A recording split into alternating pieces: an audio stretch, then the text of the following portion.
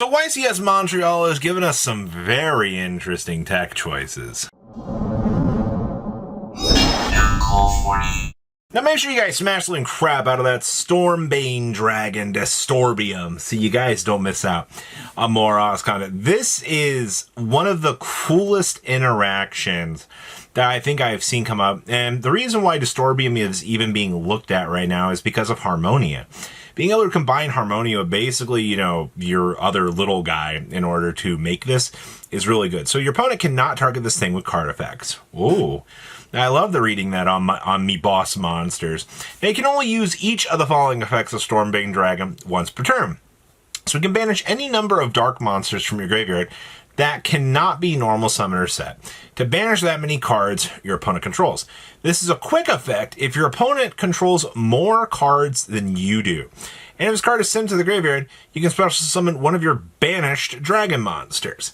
Now, according to the way that modern era Yu-Gi-Oh! In fact works, it says cards that cannot be normal summoner set. You know, these dark synchro monsters you might be stepping into that as stepping stones look like pretty good fodder because, of course, synchros cannot be normal summoned or set, which means we can actually fuel this creature with some of these other potential effects. Like, honestly, this is a really rare interaction that we actually get to see something like Storm-Bane Dragon coming out of the woodwork. Now, we also had Arcanite Magician, coming out as well. But Arcanite just provides you with some excellent toolbox options, kind of be able to control the opponent in a lot of different scenarios as well. And that's exactly what Elf Note showcased this weekend. Elf Note showed us that the deck still has amazing assets available in the tank, and that you can still do amazing play lines to be able to change the modern era pool of the way that the flow of the game actually is going. Which brings us to that grass look screener. Now, we've been here, we've done this, we've seen, grass variants in the past popping up.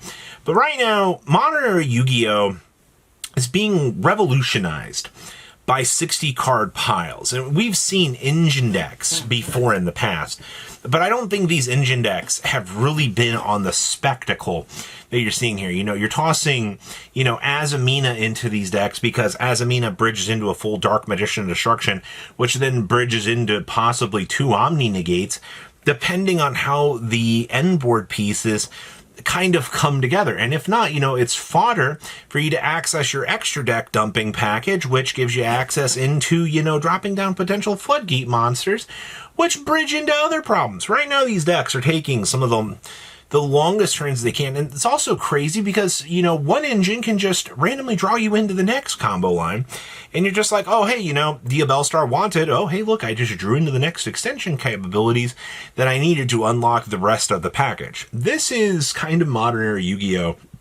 In a nutshell. This was the thing that I was personally kind of worried about seeing come out and actually kind of do its thing.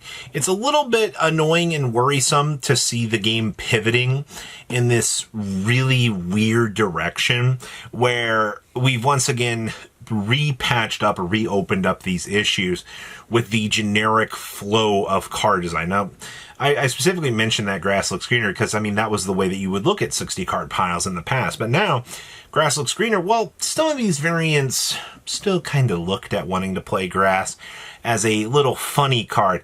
It wasn't obviously in every one of these variants. It's just Rolad just kind of splashes very well into these lists.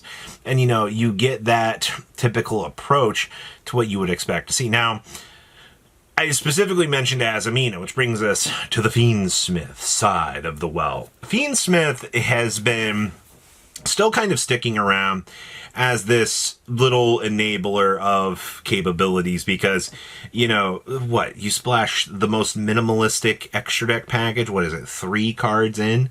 Or depending on, how you want to go about it, your goal is to get a Wave King Kaiser set up, and you're going to use Wave King Kaiser as basically Nibiru proof. Now, while Nibiru has not been seen in this format for quite a while, I think a lot of people might have forgotten that Nibiru might actually be kind of a card that exists in the modern era times right now. The fact that we've been seeing you know, the shifting of power here does not stop people from wanting to play Wave King Kaiser. Obviously, you know, when you look at the Fiendsmith cards and you're like, oh, hey, you know, this package extends through some very good advantage. Oh, it most certainly does. I, too, love generating just free absolute advantage after advantage with the Fiendsmith package. You know, it's free recyclability, gives you defensive options during the opponent's turn to be able to kind of go into things. And depending on how much extra deck room you've got, depending on the 60-card pile that you're trying to build this into, you know, will really depend on, you know, are we going to have Desiree access or not? But I feel like for most of the point, if you're trying to build in the Fiendsmith package, I think what you're generally going to be getting is just, you know, more low to the ground, make the Wave King Kaiser, you know, it's an end board piece that is meant to kind of protect your board and kind of do your thing. But that's where we're at right now in the meta, man. And once again, I mean, like, this really wraps up, you know, the 60-card pile point in Fiendsmith. It's all about engines. It's all about that it's all about those engines. No trouble. Just top deck one into the other and you'll just win the game right then and there. You know, and I think a lot of this just has to do with how Rolad has changed the perspective of TCG players on this. Which brings us to the mighty 9 Alister, the Invoker. Wait a minute. Nope, there's not 9 Alisters. I counted. There's Alister the Invoker and there's Alister the Reminiscent. You know, where are you getting these other Alisters? Well, there's the Crowley Alister that has the ability to, you know, basically act as Alister when he's going, wah-ha! And he's fusing. And then there is the Mud King, or the mini Summoner of the Swamp, whatever the heck this thing's name is, that is able to act as an Alister by basically just kicking one of its materials out of play. This is kind of turned into the more standard approach. It's 6 Alister the Invoker, 6 Alister the Reminiscent, you know, 1 Crowley the Magicess, and then it's 2 of the little mud guy that's acting as this, which has infamously created the 9 Alister deck. Alister the Invoker has been doing very, very well on both the regional side of things and very much in the competitive light. And I'm quite liking actually seeing this Alister deck do something, because it's very reminiscent of, you know, some of like the past TCG experience, and also how much the TCG has actually loved Alister the Invoker as a card. Honestly, Alister has been, I think, one of the big cornerstones of this game's history for so long. So to see that, you know, Alister is getting an actual showing here is, you know, award-winning, honestly. And I do hope that we continue to see, you know, cases like Alister and friends continuing to do well within the spotlight, because, you know, he's a good card. And obviously Sorcerer of the Swamp being able to, you know, cheat out and be able to, you know, allow all of this to kind of happen, I think is actually very, very cool. But hey, you know, if you want to play Invoked, the deck is performing decently well. It's just going to depend on, you know, how you want to play into the current meta, and if you think Alister is going to be the right choice for you. Which brings us to the use of PSY-Frames. You know, I remember when PSY-Frames kind of started echoing into this format, you know, Gamma locked up on the ban list. I heard a lot of people go, well, you know, I don't really want to play, you know, Delta. Delta's just such a bad card, you know.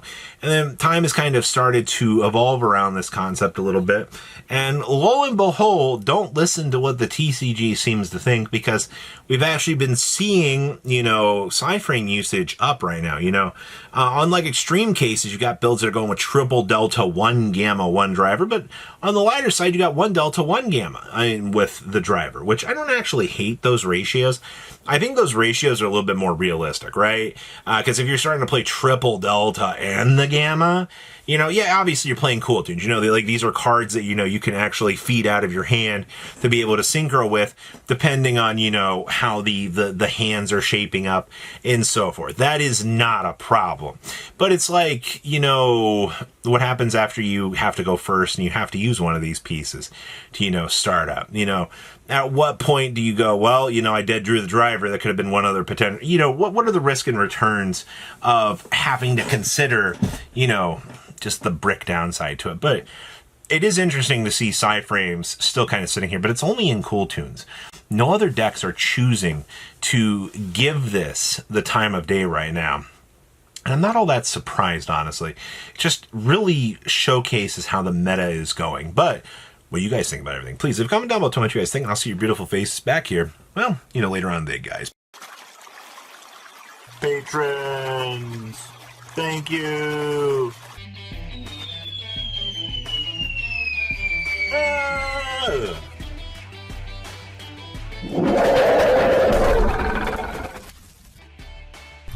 Thank you so much for watching. Check out these other videos.